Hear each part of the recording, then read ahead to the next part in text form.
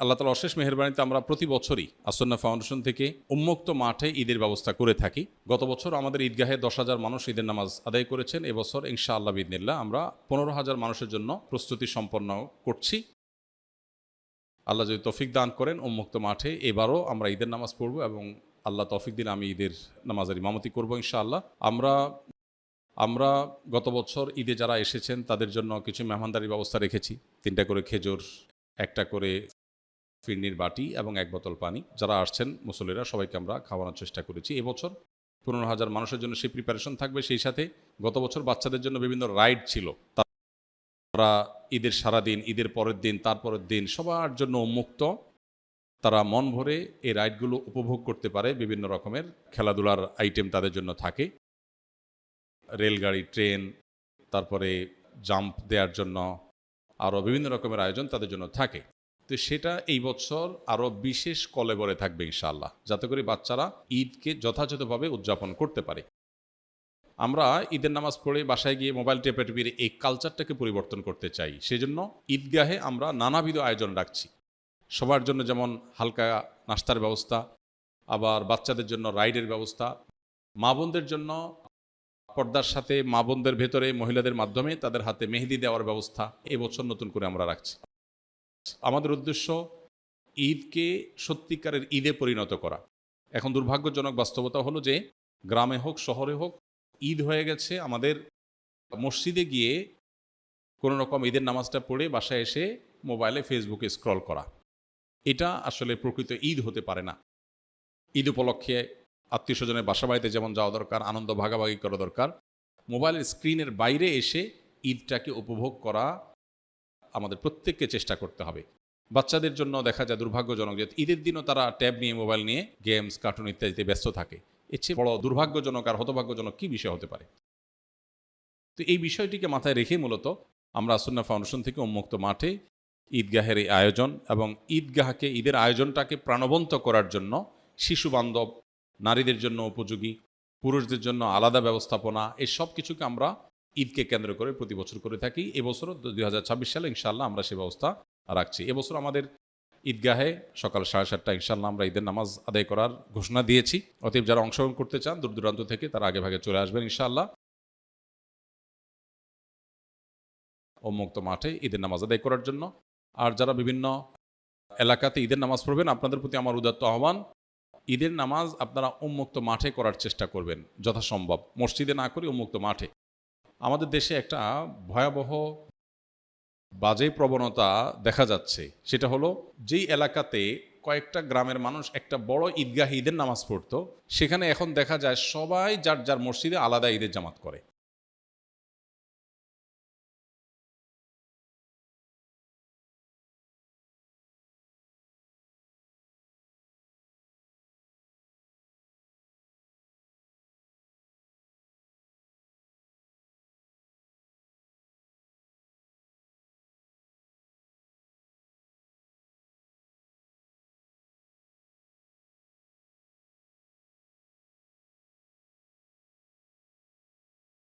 এটা প্রশংসনীয় কোনো উদ্যোগ না।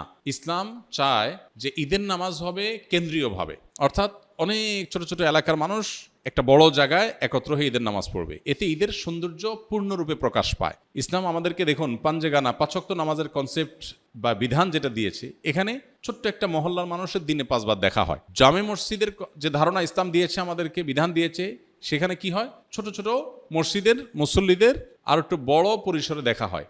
সপ্তাহে একদিন জুমার দিন কয়েকটা ছোট ছোট মহল্লার মানুষ একটা বড় মসজিদে মিলিত হন।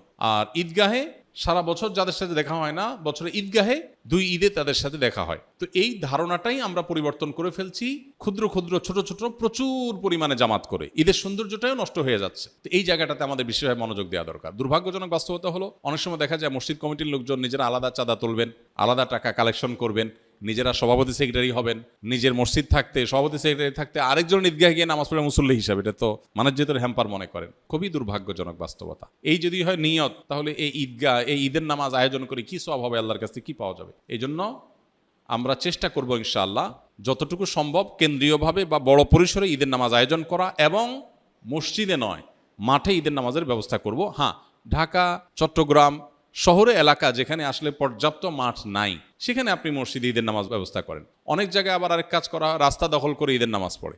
রাস্তা যদি এমন হয় যে প্রাইভেট রোডের মতো, যে এটাতে কারোর অসুবিধা হবে না, বিকল্প ব্যবস্থা আছে, তাহলে নিরুপায় হিসাবে আপনি রাস্তায় দাঁড়াতে পারেন। কিন্তু অনেক সময় দেখা যায় যে একেবারে গুরুত্বপূর্ণ রোড মাথা ব্লক করে দিয়ে সেখানে আপনি নামাজ পড়ছেন না, এটার জন্য তো আপনাকে শরীয়ত পারমিশন দেয়নি। আপনি মানুষের চলাচলে ব্যাঘাত সৃষ্টি করবেন। নবী সাল্লাল্লাহু আলাইহি ওয়াসাল্লাম বলেছেন, ইয়াকুম আল জুলুস আলা তারিক, তোমরা রাস্তায় বসবে না, রাস্তা দখল করবে না। তো এই বিষয়গুলো আমাদের মাথায় রাখা দরকার। আসুন্নাহ ফাউন্ডেশন থেকে আমরা যে ঈদ আনন্দ আয়োজন, শুধু ঈদের নামাজ না, কমপ্লিট প্যাকেজ রেখেছি। আমার বিশ্বাস দেশের প্রত্যন্ত অঞ্চলে অনেকেই চেষ্টা করলে এরকম আয়োজন করতে পারেন, যে ঈদ শুধুমাত্র নামাজ পড়ে বাসায় গিয়ে মোবাইল টিপা নয়, বরং ঈদ হলো আনন্দ ভাগাভাগি করা, বাচ্চাদের আনন্দ, মেয়েদের আনন্দ, পুরুষদের আনন্দ, সবার আনন্দ শরিয়ার সীমার মধ্যে থেকে পূর্ণরূপে উপভোগ করা হলো ঈদ। ঈদকে কেন্দ্র করে আমাদের কিশোর গ্যাং, ছোট ছোট ছেলেফেলেরা অনেক সময় দেখা যায় অনেক উশৃঙ্খল আচরণ করে, অনেকে দেখা যায় পিক আপে গান বাজনা করে বেড়ায়, পুরো এলাকাকে অতিষ্ঠ করে বেড়ায়। এগুলোর বিরুদ্ধে আমাদের সামাজিক সচেতনতা তৈরি করতে হবে। পটকা ফুটানো, বিকট আওয়াজে গান বাজানো, এগুলোর বিরুদ্ধে আমাদের প্রত্যেককে সামাজিকভাবে